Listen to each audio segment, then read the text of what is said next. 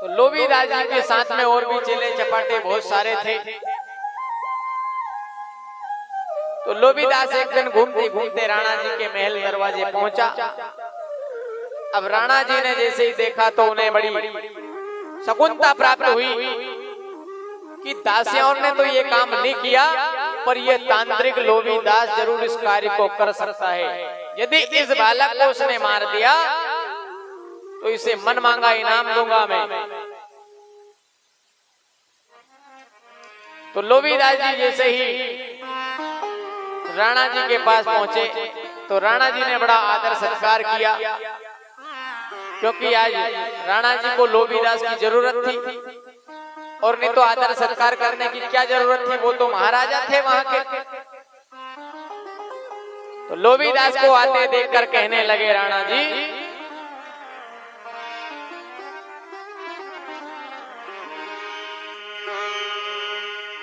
आओ रे लोभीदास जी,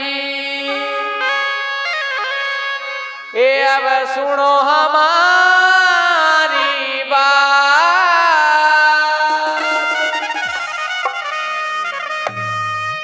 एक आपके हाथ में देखो ये अंदाता था कि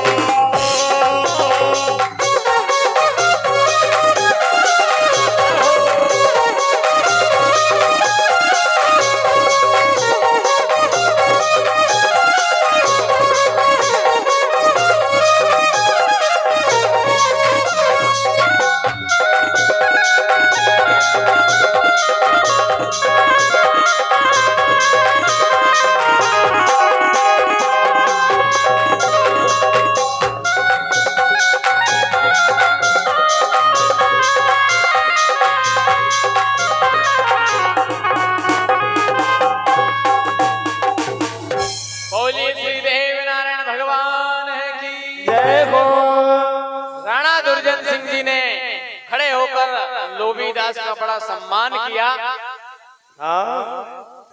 आओ रे लोभीदास जी, अब सुनो हमारी बातें। एक आपके हाथ में है अंदाता हमारी लाज।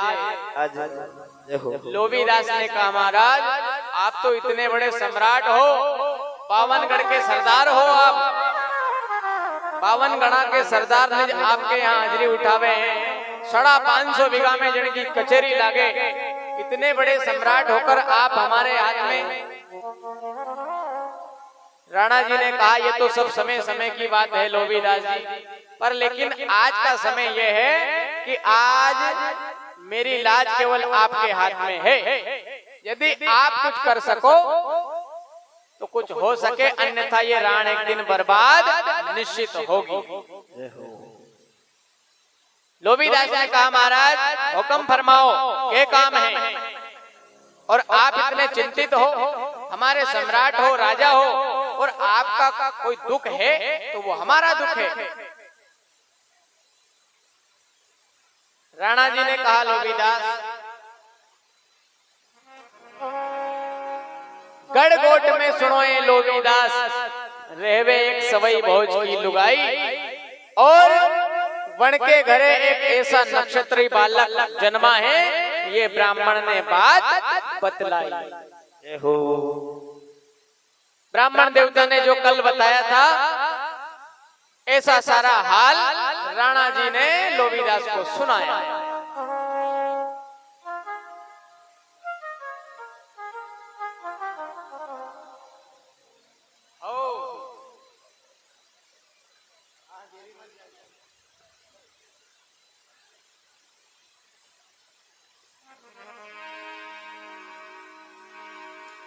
लोबीदास कहने लगा, महाराज के काम है बताओ। राणा जी कहने लगे कि गोठ नगर में सवई भोज की एक नारी रहती है, उसके यहाँ एक ऐसा सुंदर बालक जन्मा, एक दिव्य नक्षत्री बालक है कि जिसके जन्म लेते ही राण में उपद्रव हो रहे हैं। यदि तुमने उस बालक को मार दिया तो तुम्हें मन मांगा इनाम और 12 गांव जागीरे में दिया जाएगा। बेटा हुक्म चला जो। लोबीदास ने विचार किया कि इतना सरल काम और इसमें 12 गांव जागीर, मन मांगा इनाम। लोबीदास ने कहा, महाराज ये तो हमारे चुटकियों का काम है, और आज तक हमने हमारी तंत्र मंत्र विद्याओं से कई के घर बना दिए, कई के बिगाड़ भी दिए। और आज भी जो तंत्र मंत्र जाने उनको यही काम है, घर बना भी दे थी, बगाड़ भी दे। लोबीदास की नीयत खराब हो गई। लोभ के पीछे, धन के पीछे, जागीरी के पीछे उसने ऐसा कार्य करने जा रहा है। लोबीदास ने कहा, महाराज आप चिंता मत करो। राणा जी ने कहा कि चिंता करने वाली ही बात है। कल हमने हमारी 2 बहुत सुंदर समझदार दासियों को भेजा था, पर वो भी भूखी खाके आ गई। इसलिए कह रहा हूं कि वो कोई साधारण बालक नहीं है, कोई ऐसी युक्ति हो कि जिसके कारण वो बालक मर सके। लोबीदास जी ने कहा, महाराज वो दासियां हैं, पर मेरा नाम लोबीदास है, ये मेरे बाएं हाथ का काम है, आप चिंता मत करो। अब राणा जी के मन में कुछ धीरज हुआ कि लोबीदास जरूर इस कार्य को पूर्ण करके आएगा। लोबीदास जी के पास में और भी बहुत सारे चेले थे, पर उन्होंने 2-3 चेलों को अपने जो विश्वास पात्र थे, जो अच्छे चतुर थे, जो विद्याओं में निपुण थे, उन्हें अपने साथ में लिया और चारों ने ब्राह्मण का वेश धारण किया। अब ब्राह्मण का वेश धारण करके चोटी में गठान लगा ली, हाथ में कमंडल पकड़ लिया, एक लंगी धोती पहनने ली, तिलक छापा लगाकर बिल्कुल ऐसे विद्वान पंडित बन गए जैसे अभी काशी से आ रहे हैं। अब चारों ने विचार किया कि चलो गौड़ नगर में देखते हैं कैसा अद्भुत चमत्कारी बालक है। तो चारों के चारों राणनगर से गोठ में जाने लगे।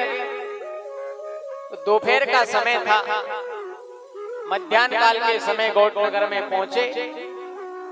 उस समय गोठ नगर में मातेश्वरी साड़ू माता भगवान श्री देवनारायण को अपनी गोद में लेकर सुला रही थी।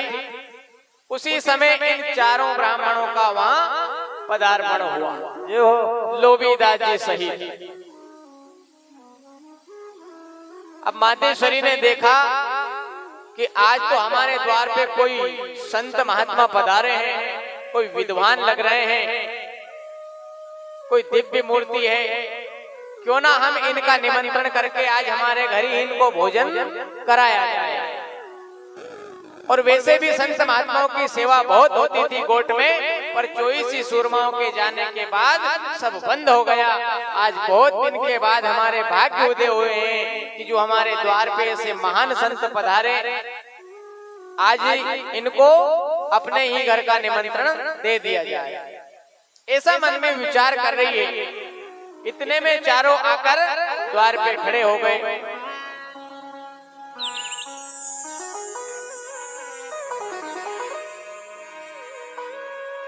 आकर अलग जगाया और मातेश्वरी से कहने लगे,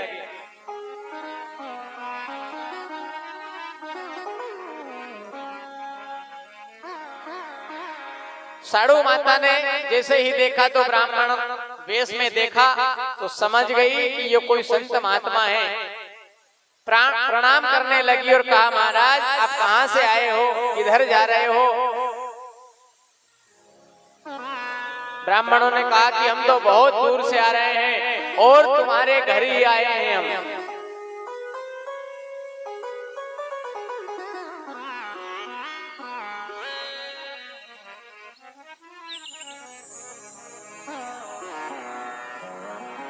साड़ू माता ने कहा, महाराज अहो भाग्य हमारे कि जो संत के चरण पड़े हैं हमारे घर में। आज यहाँ की भूमि पवित्र हो गई। बहुत अच्छा किया आपने यहाँ पधार कर हमें दर्शन दिया। कोट नगर में जब सवाई भोज महाराज जीवित थे तब आपके जैसे साधु संतों की बहुत सेवा किया करते थे। दिन रात उनकी सेवाओं में बीतता था हमारा। पर आज तो कई दिनों से ऐसे संतों के दर्शन नहीं हुए हैं। ये तो भगवान की कृपा है कि आप जैसे संत हमारे द्वार पे पधारे। और हाथ जोड़कर निवेदन करने लगी महाराज कि आज आपका भोजन का निमंत्रण मेरे यहाँ है, आप उसे स्वीकार करें और मेरे घर यहाँ भोजन पाए। ये हो साड़ू माता कहने लगी लोभीदास से, लोभीदास कहा कि वो तो बड़े संत महात्मा बन के गए थे, तो ब्राह्मण समझ रही है मातेश्वरी।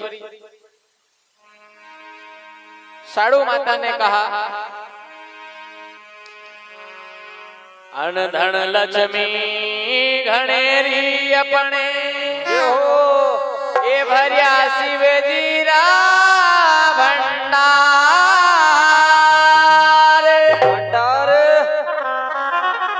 इच्छा भोजन पाओ देवता, ये थारी सेवा में तैयार, सेवा में तैयार।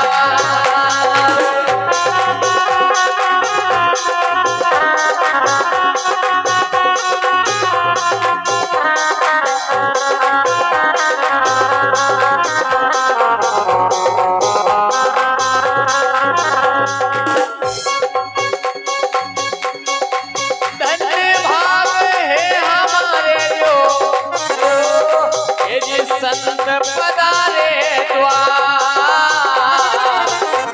पधारे द्वार।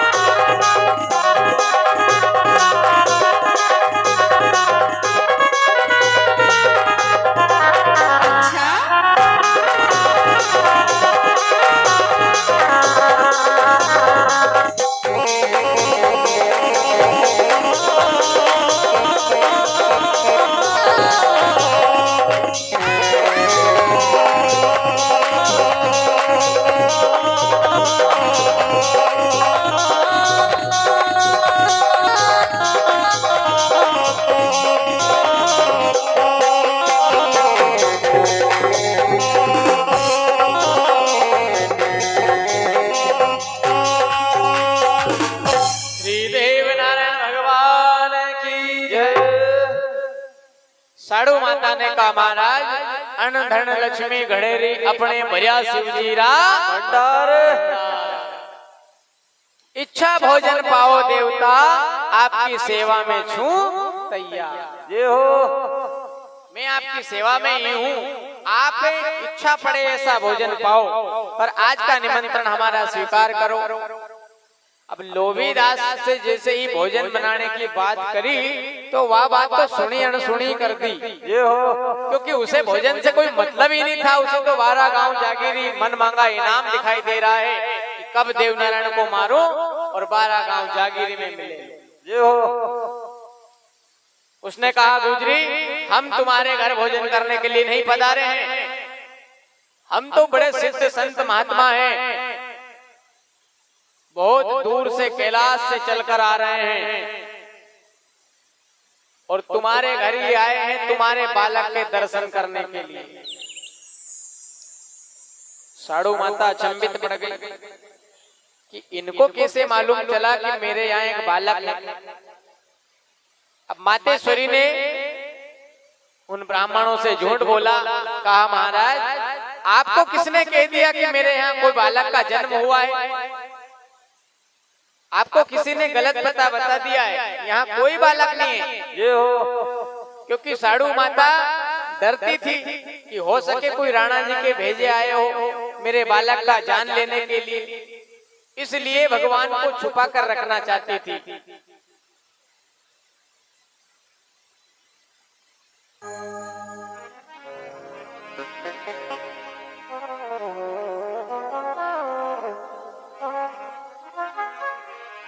साड़ू माता कहने लगी महाराज आप गलत कह रहे हो, मेरे यहाँ कोई बालक का जन्म नहीं हुआ है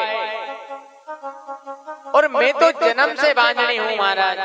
आप यदि जानते हो इस बात को तो और मेरे पति सवई भोज उनके 23 भाइयों के साथ वो तो स्वर्ग को सिधार गए हैं, फिर मेरे यहाँ बालक की प्राप्ति कैसे होगी? मेरे यहाँ कोई बालक नहीं है। साड़ू माता ने कहा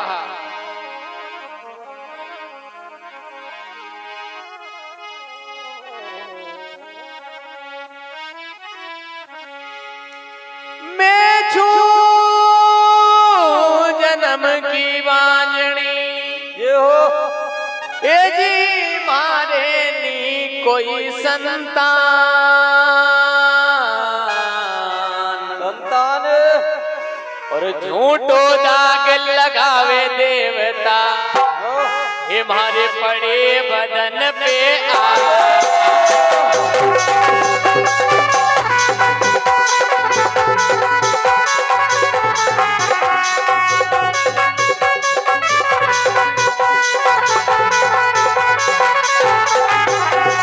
पड़े बदन पे आग नारे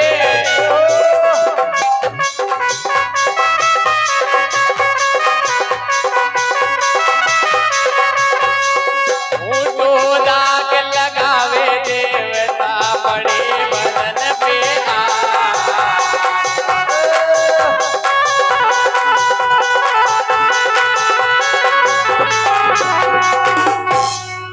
श्री देव नारायण भगवान की जय हो महाराज मैं तो जन्म की बांझनी छू, मारे नहीं कोई संतान, और झूठो दाग लगावे यदि तुम्हारे पड़े बदन पे आग। आगे आपने कैसे कह दिया कि मेरे यहाँ कोई बालक है? महाराज यहाँ कोई बालक नहीं है, मैं तो आप अपना भोजन का निमंत्रण देने आई हूँ, आप उसे कृपा कर स्वीकार करो। संत हमारे द्वार पे आए हैं, भूखे जाएंगे तो हमारा धर्म जाता है महाराज, इसलिए आपसे निवेदन है कि आप यहीं विश्राम करो और भोजन पाके फिर आगे यात्रा करना। तो लोभीदास ने कहा साड़ू हम यहाँ भोजन करने के लिए नहीं आए हैं, हम बहुत दूर से तुम्हारे पुत्र के दर्शन करने और नामकरण करने के लिए आए हैं।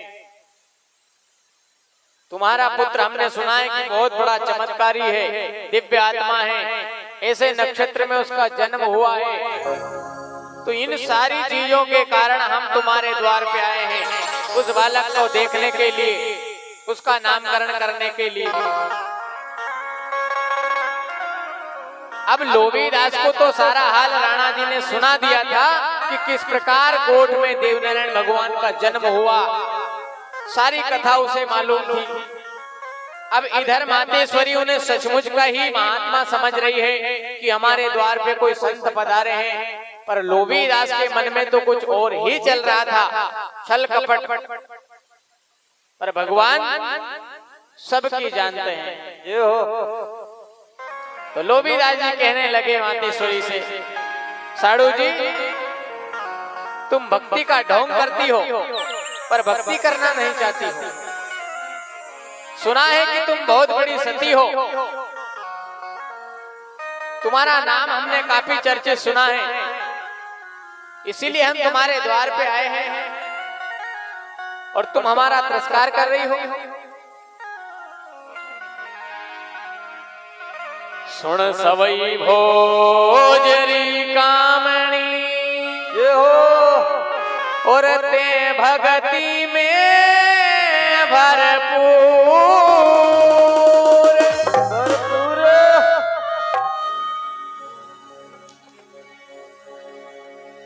पुत्र जन्म गयो थारे हे जाके तन पे झलके नू।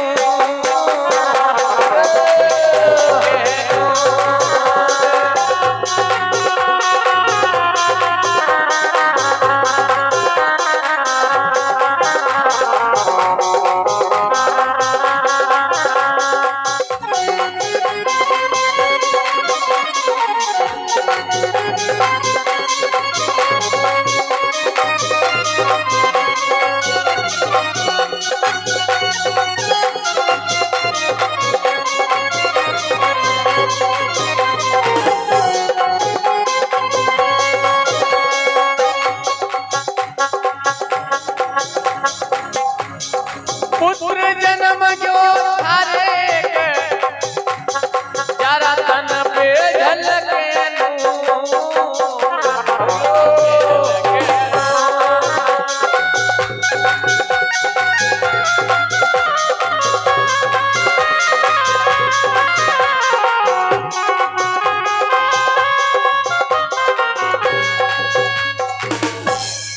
देवनारायण भगवान की जय हो। लोभीदास ने कहा, साड़ू जी सुन सवई भोजरी कामणी थे भक्ति में भरपूर। पुत्र जन्म गया मालासर डोंगरी से थारे एक जाका तन पे झलके नूर। और तुम हमसे झूठ बोल रही हो। हम सब जानते हैं त्रिकालदर्शी है, भूत भविष्य वर्तमान को जानने वाले हैं हम, हमसे कोई बात नहीं छुपी है, इसीलिए हम तुम्हारे द्वार पे आए हैं और तुम हमसे झूठ बोल रही हो। ये हो। मालासर डोंगरी से तुम्हारे यहाँ एक पुत्र की प्राप्ति हुई है, सुना है बहुत बड़ा चमत्कारी दिव्य बालक है, इसीलिए हम उसका नामकरण करने के लिए आए हैं, उसे देखने के लिए आए हैं।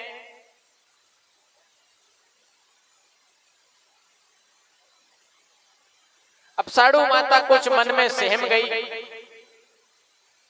कि इनको इतना सारा हाल मालूम कैसे हुआ कि मालासर डोंगरी से मुझे पुत्र की प्राप्ति हुई है।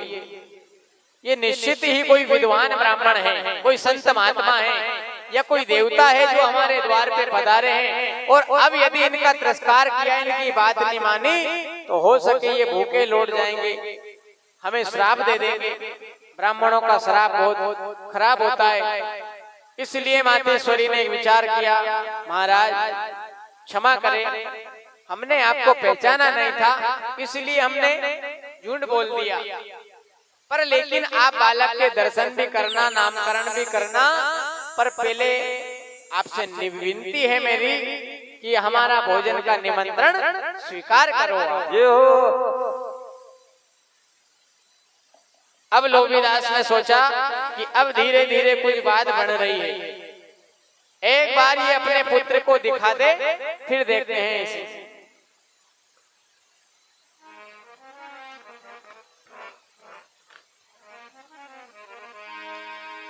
ठीक है साड़ू, हम तुम्हारा भोजन का निमंत्रण भी स्वीकार करते हैं।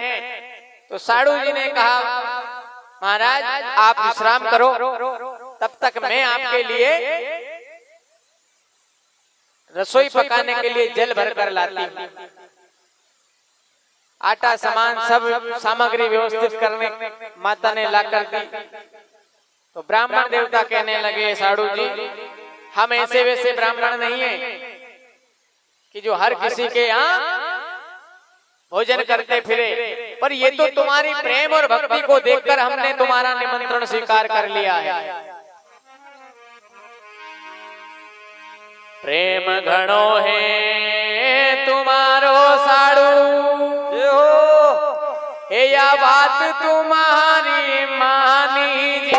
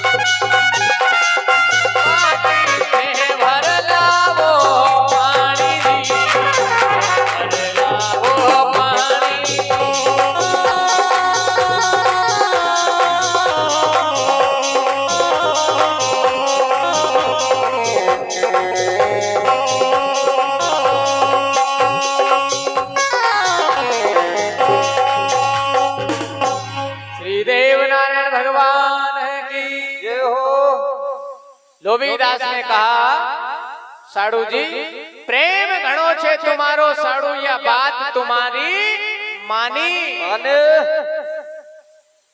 मैं अभी बनावा लड्डू बाटी भोजन में और थे भर लाओ पानी। आप जल भर कर लाओ रसोई पकाने के लिए। तो साड़ू माता ने बढ़िया तांबे पीतल के कलश निकाले, उसे बढ़िया नमन धोकर जल लेने के लिए जा रही थी। तब लोभीदास ने रोक दिया साड़ू रुको, हम इन पात्रों का जल ग्रहण नहीं करेंगे। ये हो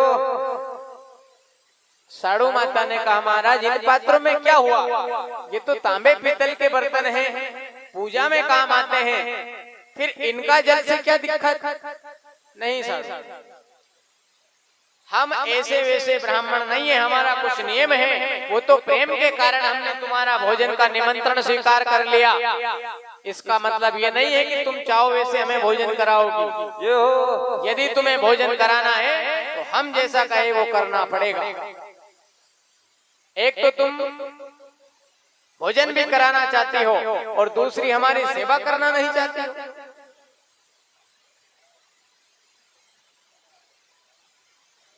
लोभीदास ने कहा साड़ू जी हमने तुम्हारा बहुत नाम सुना है कि तुम एक सती हो और सत के प्रताप से ही तुम्हारे घर एक बालक का जन्म हुआ है, और यदि तुम वास्तविक में सती हो तो हम जो कहे वो करके दिखाओ, हम तुम्हारा जगत में अमर नाम कर देंगे। पूरे दुनिया के दरमियान में तुम्हारी वाह वाह कीर्ति होगी। साड़ू माता ने कहा महाराज मैंने ये नहीं कहा कि मैं सती हूँ या नहीं हूँ, पर मैं तो प्रेम से आपको भोजन करा रही हूँ, आप उसे स्वीकार कीजिए। पर लोभीदास ने एक भी बात नहीं सुनी। ये हो कहने लगा हम इन पात्रों का जल ग्रहण नहीं करेंगे, हमारे लिए मिट्टी का घड़ा मंगवाओ, उस पात्र में जल भर कर लाना, और वो घड़ा भी कच्चा होना चाहिए, पका हुआ नहीं हो। कच्चा घड़ा मंगवाया, कच्चे घड़ा मंगवाने के बाद उसमें 7 छेद कर दिया नठियारा ने। ये हो और कहा कि कच्चे सूत से इसे खींच कर लाना। यदि तुम पतिव्रता हो और तुम्हारे अंदर यदि सत है तो ना तो यो घड़ो गड़ेगो और ना छेद में से पानी ढड़केगो और ना ही सूत टूटेगा।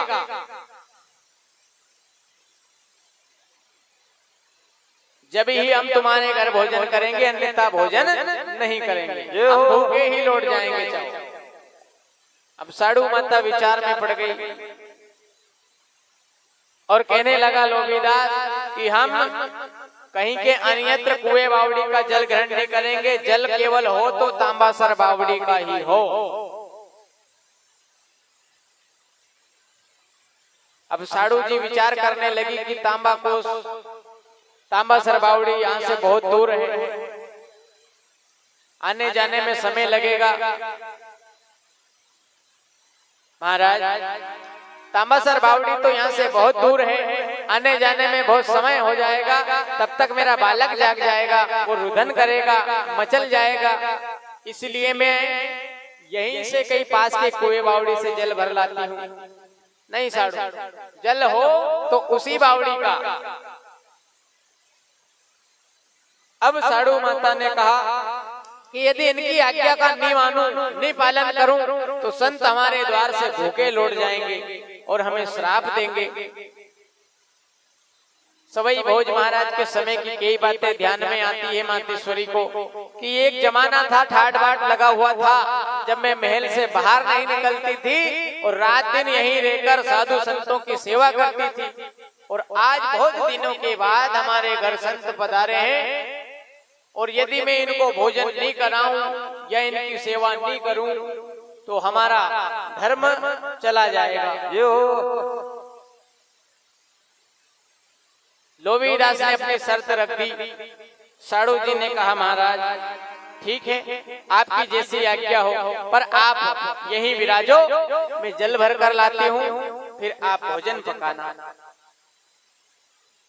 अब लोभीदास तो इसी विचार में ही था कि कब साड़ू गुजरी घर से बाहर जाए या बालक से दूर हो और हम तुरंत इसके बालक को समाप्त कर दें।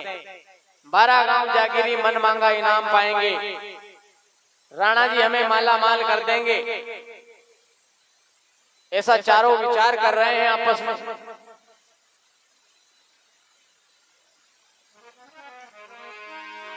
साड़ू माता ने वो घड़ा उठाया और महल से बाहर निकल रही है।